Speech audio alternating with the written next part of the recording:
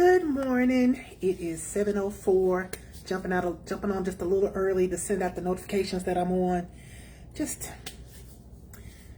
worked out this morning and I so much like it. I don't know about other people, but I really prefer to work out first thing in the mornings. It just sets the tone for my day. It makes my day easier. It gives me energy. Of course, by 2 o'clock, I'm like ready to go to bed, but it is good to get up and exercise. And it's also just really good to be at the end of the week where I'm here with you and we're getting ready for this conversation. And I'll tell you where today's topic came from. It really just comes from, I was having a conversation with someone and they were not listening to me. And I found myself repeating myself quite a bit. And it wasn't personal. I try not to take these things personal, but I realized that when we are engaged, it's particularly in intense conversations, people always want to talk about, well, I communicate well and I speak well, but do you listen well?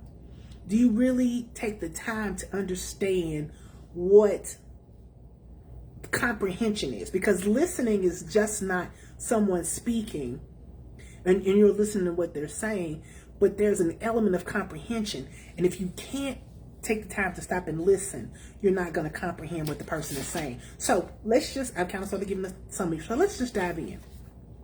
Listening is vital because it builds strong, trust-filled relationships, fosters effective communication by preventing misunderstandings, improves productivity and problem solving in both personal and professional relationships.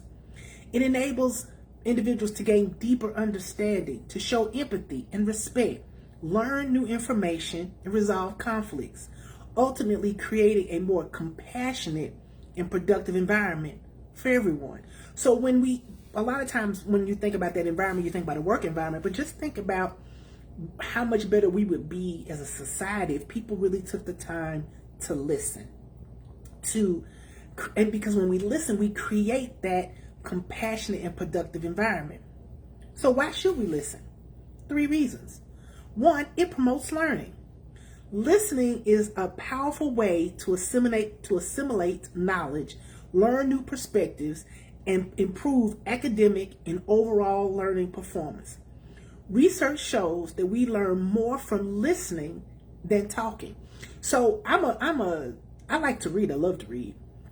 But I love also listening to audiobooks because when I listen to someone, when I listen to that knowledge, I hear the inflections. We're going to get into that.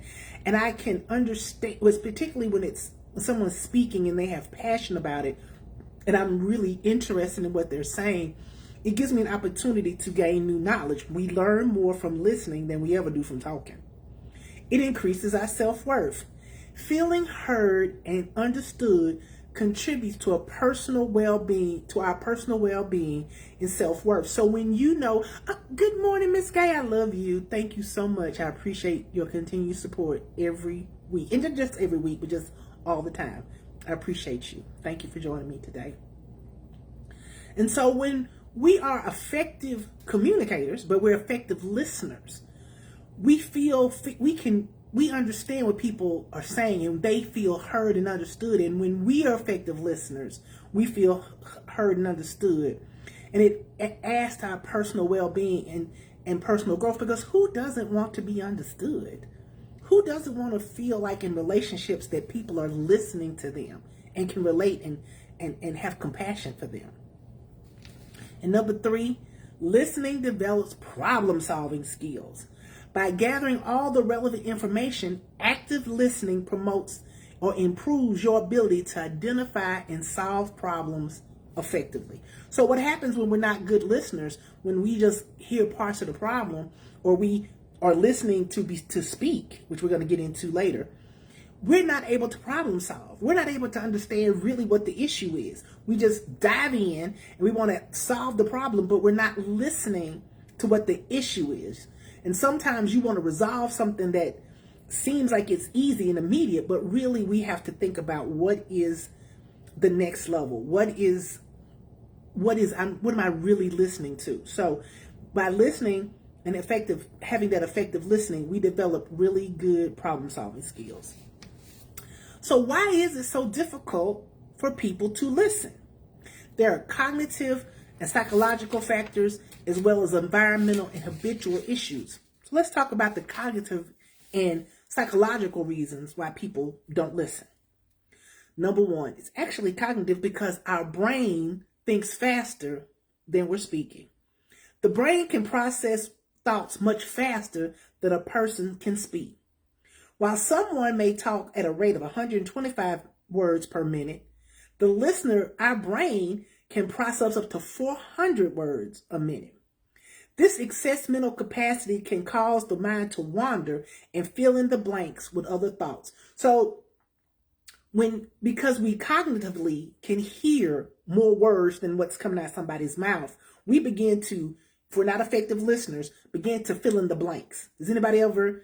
Sometimes it may feel like the person is finishing your sentences. They have the ability, or they are using that skill to the ability to think faster than you can speak, to fill in the blanks. Or they tell you, hurry and get there. Hurry up, because I know what you're going to say. Do you? Or are you filling the thoughts? Or is your thoughts going so fast that you're filling in the words with blanks instead of listening to what I'm really saying? And when we do that, when we try to fill in the blanks, and we're going to get into this too, we begin to fill them with the voices and the words that have meaning to us. In other words, when we're, depending on what mood we're in and what our feelings are, which are going to get into that, we begin to we put our words in somebody else's conversation. So because we're not listening and we haven't developed that listening skill, we are now we're finishing people's sentences and saying things that we think they should say, but that's not what the real conversation is. Okay. Number two, information overload. The constant stream of information from digital media and other sources can make it difficult for the brain to focus on any one piece of information. This overstimulation can cause our attention span, good morning, will cause to reduce our attention span and make it harder to concentrate. So, just like now, sometimes when we're overstimulated in the mind and as more information comes in, it makes our brain difficult to process the information. And so it reduces our attention span. We don't concentrate as much. And so then when we're trying to listen to somebody, because we think faster than they're speaking, we're overstimulated, we're trying to rush the conversation. Say what you got to say. Hurry up. Let's get through. Say what you got to say. I've got to go. I got things to do. And you're not concentrating and focusing. And I want to say good morning. I said good morning, but good morning. Custom Auto Trim. If you're not following Custom Made Bodies, please do. Confirmation bias. People tend to favor information that confirms their pre-existing beliefs while ignoring information that contradicts them. This cognitive shortcut can cause people to tune out or dismiss what someone is saying to challenge what they're saying if it challenges their own views. This is what I call the itchy ear syndrome. And what that means is you're really seeking out what fits your narrative because that's what you really want. So when we have that confirmation bias, we tend to only have conversations with people who are going to say, top of the morning to you, Dr. Woods, as well. Could you please drop your link in there so we can watch your shows as well? Because I'm all about supporting each other. So please put your link in there so we can follow and support Dr. Woods and his show. But when we have confirmation bias, what that means is that we're only going to seek out information that's going to confirm what we believe. And what's really messed up about it is if we have faulty thinking. If we have what we call stinking thinking, if we believe that people ain't no good, this person don't care about me, the world is whatever, then you're only going to seek out information that confirms that belief. If you don't believe you're worthy, if you don't believe that you have the ability to rise above a situation, everything you hear is going to come through that confirmation bias. You're not going to be able to comprehend the opportunity for growth because everything you hear is just confirming what you already believe. self-centeredness, and ego. Many people are focused on what they're going to say, what they're going to say next, rather than what the person is saying. They may interrupt or share a related anecdote or feel that their opinion is more important, which prevents them from fully hearing and understanding the speaker and getting deeper into the conversation. I'm a person, when I communicate, and I'm to the fault, I think faster than I speak. And a lot of times my conversations seem like they're all over the place. But for me, that's how I process. When I'm communicating with someone and I'm trying to say how I feel, or I'm trying to share information, it may seem like, well, where is she going? But because the way I think, I process things. And so a lot of times the conversation, you may think, well, she's going all over the world, but I'm really processing it in that moment in real time with you. And a lot of times what I need is just a little grace to let me get to the end of that processing. And I find it sometimes frustrating because when people are not attentive listeners, because I understand, and I would like to believe, and I pray that I am a person that allows people to have that communication process and not interrupt them, because I know that's how I talk. And so when we are sitting waiting for the person, we're listening to information, but we're waiting for the person to hurry up and shut up so I can say what I got to say, because what I say is more important. We're not very good listeners. And the last one is emotional confusion and triggers. This is when people listen from their emotional perspective instead of the person speaking. So when you're in a bad mood or in crisis, it's easy to interpret what's being said through your feelings. Then the person is left speaking, the person that's speaking is left confused because the words that they're saying is not matching the mood. It can be difficult to listen when you feel stressed, you're emotional, you preoccupied with worries. But those are internal distractions that make it hard to focus on a conversation. But this is where it's important. If you're distracted, if you're distressed, effective listening would say, and being in tune with yourself would say, this isn't a good time for me to talk. I'm distressed. I'm not fully present with you. Emotional maturity would have you say to that person, I'm not really in a good place, and I don't know if I can be supportive, if you're looking for feedback. Now, if you're just looking for conversation, if you want me to listen, I'm happy to do that. I'm more than happy to listen and engage in the conversation. But if you're seeking me to say something back, I'm not in a good place for that. Who wouldn't, if I came to you and I'm stressed out and I want to talk to you, oh, good morning, Miss Lisa. Y'all know how I feel about Lisa. Hope I am praying for your son to have a great senior year. Oh my God. Time does fly, doesn't it? So when we're in a mood and we don't take the time to listen, we need to own and honor our feelings and say, this isn't a good time for me. Or I can listen, but I may not be able to respond. Because just listening to respond and you're in emotion and you're hearing everything through the filter of your feelings, you're not being productive in the conversation anyway. Now, there are 4 reasons why environmental and habitual issues play into why we don't listen. Number 1, we said this earlier, distractions. External factors like a noisy environment, other people in the room, or a buzzing phone can easily distract us away from a conversation. Technology, this is really designed, because technology, in essence, is designed to be a distracting end and can create an addiction to instant gratification. One of the issues about being an effective listener is we are always looking for that immediate gratification.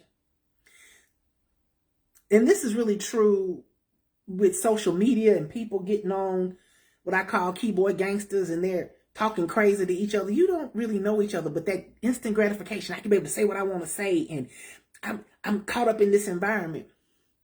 Step back. You're having an argument with somebody on social media. You don't know them. You don't know them. You don't know anything about them. Why are you so emotionally in depth engage in a conversation that you don't know them. Good morning, Miss Anita. Y'all know how I feel about my auntie. So distractions.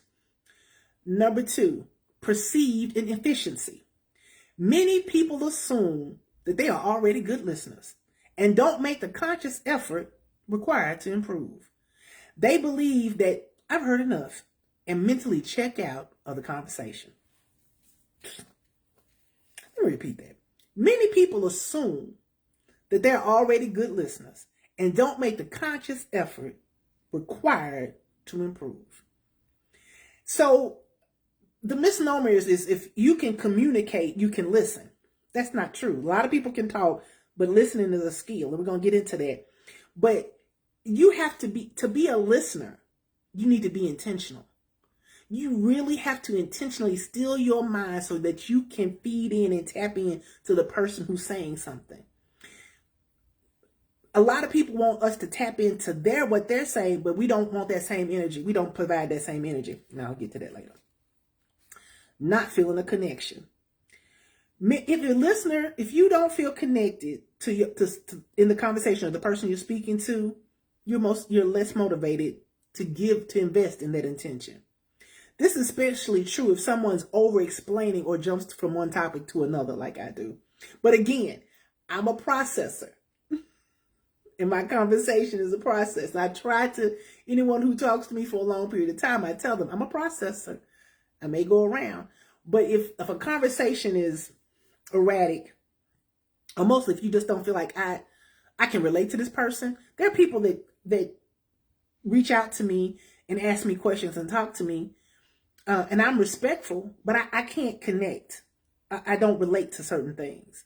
And so I don't respond a whole lot to negativity when people are like, well, I just want to do, I'm not interested in that. So, but if you don't feel a connection, that might be another reason that you don't listen. And lastly, lack of practice. Effective listening is a learned skill that requires mindful practice. Many people never intentionally develop this skill. They prioritize speaking over listening. And do not be deceived or misled. Again, listening is a learned skill. So a lot of times people don't want to make because it's an investment. To learn how to listen is an investment. You just can't make an assumption like I got ears, I can hear, but there's a reason why you got 2 ears and 1 mouth. Listening is an acquired skill. You have to work at it. Just like you can't go to the gym and just lift weights every now and then, like the dude that likes to go to the TSU football games and just works out. My dog is coming downstairs. I got to say something to her. Listen, you're going to have to get up there and sit down. I'm not opening the door. You should have came earlier. So in order to build a muscle, you have to work it. It's no different than your listening skills. You have to work your listening skills. You have to practice it. You have to tap into it. You have to have mindfulness. You have to be intentional. You have to say, I want to be a good listener. So how can we become a good listener? Got 10 minutes. Here's 12 good tips. Number 1, minimize distractions. Put away your phone. Turn off your notifications. Find a quiet space to have deep conversations so that you can give your undivided attention. Do not have deep or meaningful or important conversations with distractions because it will end very badly. So if you're trying to have a deep conversation with someone, you need to minimize the distractions. Turn off the TV. If it's something that needs to be said between you and that person, say it between you and that person. Don't do it in a group setting.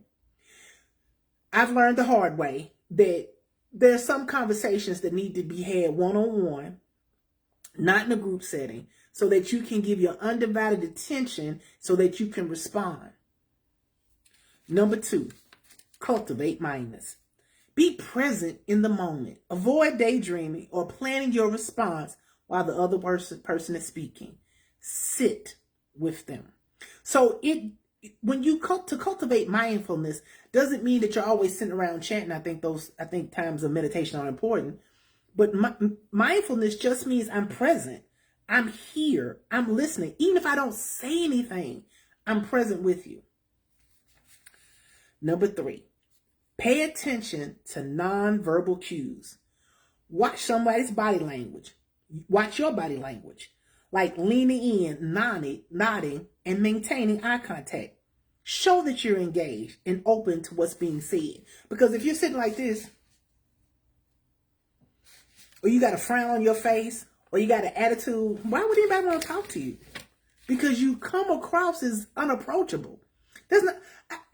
There's nothing worse than trying to have a conversation with somebody who is uninterested.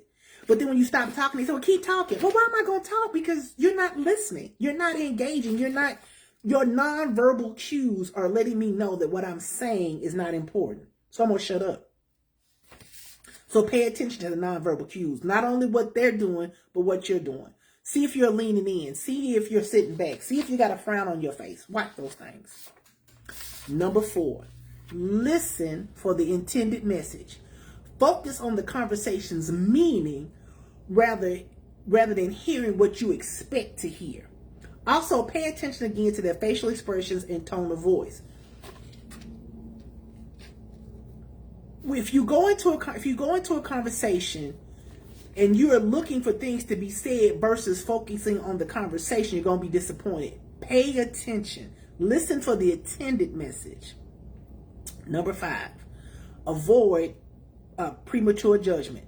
Set aside your own biases and viewpoints and listen with an open mind to truly understand that person's perspective. Listen, we didn't got to all agree on everything. I don't discuss politics on this platform, but there's a lot of things that I don't agree with.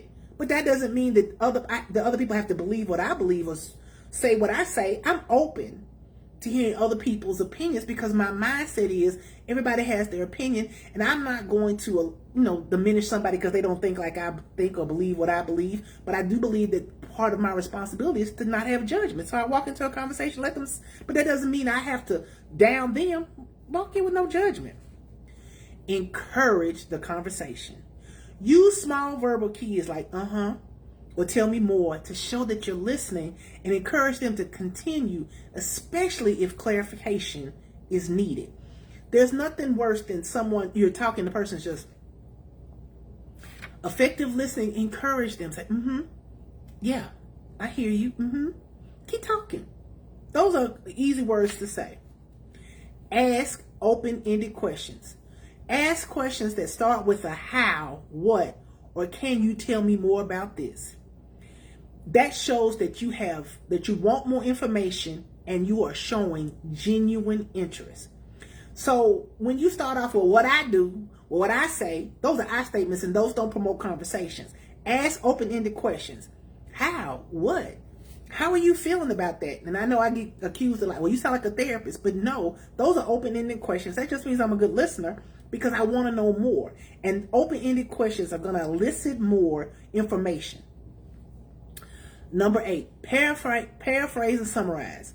Reiterate what you've heard in your own words to confirm the understanding. And that shows the person that you've grasped their message. And again, when you paraphrase and summarize, what you're doing is you're taking the conversation, you're paraphrasing it, but that also lets that person know she's listening or he's listening to me. And they're engaged in what I'm saying. That again encourages that person to keep speaking. And it enhances your listening because you get deeper understanding. Number 9, if that don't work, or just always ask for clarification. Do not hesitate to ask clarifying questions to ensure accurate understanding to prevent miscommunication. If you don't understand what they're saying, stop and say, I didn't understand that. Tell me more. Could you explain it a little bit deeper for me? I'm sorry. I want to understand. Can you share a little bit more about it? That does, again, what that does is you're asking for clarification. If you're just then again, you're taking the information, you're processing it through your brain cells, through your emotions, through your filter, and you're not getting clarification. And then both of y'all walk away with no clear understanding how the conversation is going to move forward, or even how the relationship moves forward. Number 10, practice reflective pausing. Take a moment to process what was said before jumping in with your thoughts and opinions. Sometimes the pause is perfect, is what I like to say in counseling. Practice the pause. Sometimes everything does not need an emotional response. And if you're grasping, well, what should I say? Just go, let me think about that. That's interesting. I never thought of it that way. But you want to practice the pause. Again, that prevents you from just blurting out something, particularly if you don't understand, or even you're taking the time to absorb the information. Number 11, reflect on your own listening. Think about the conversations you've had and identify areas where you can improve your focus, empathy, and nonverbal communication. Take the time this is an opportunity for you to say, am I a good listener? Reflect on that. And number 12, get feedback. Ask trusted friends, colleagues, family members for feedback on your listening skills to help you identify and address those blind spots. Because not all, I would like to think I'm a good listener, but hey, if I can be a better listener, if I can be more present, if I can do those things, I want to do that. And I know this may sound like being a therapist, like you're being a therapist, but you're not. Again, being a good listener is an intentional act of love and compassion. It requires you to have the ability to move outside yourself, be open, maybe even vulnerable in certain situations. Besides, if you want to be heard and understood, start being someone who hears and understands. Jump in the chat and let me know what you think about being a good listener. What about those 12 steps? What do you think about the fact that it's not just a cognitive process, but there's emotional reasons why we're not good listeners? And again, we learn more from listening than we ever do from talking. And being a good listener is an intentional act, and it's a skill that we have to develop. It's 7:30. I'm going to get to it. I'm going to give my 2 love notes. My first love note goes to my beautiful sissy, Deshawn Anderson. We've known each other forever. She's just a wonderful person, and she's growing her brand and recently became recognized as a growing content creator, and she's a wonderful baker. I'm going to put her name in the chat. Please like and share and follow her page. Again, it costs us nothing to like and share, follow someone. So please like and share her page and follow her. And my second love note goes to one of the kindest, sweetest people in the entire world, named Cree Pullen. I had the privilege of meeting her at Planet Fitness, and she always had a smile, a kind word, and she is definitely a woman of prayer. She poured into my spirit frequently, and she's the epitome of an intentional, kind listener. I appreciate her, and I want her to know that. So those are my 2 love notes, and I'm going to do my reading. And it is from who? Morgan Richard Oliver. Nita, her book should be coming soon. It's not, should be arriving today. Maybe I'll check and make sure. But this is her book of Freedom Forward, and this is the poem for today.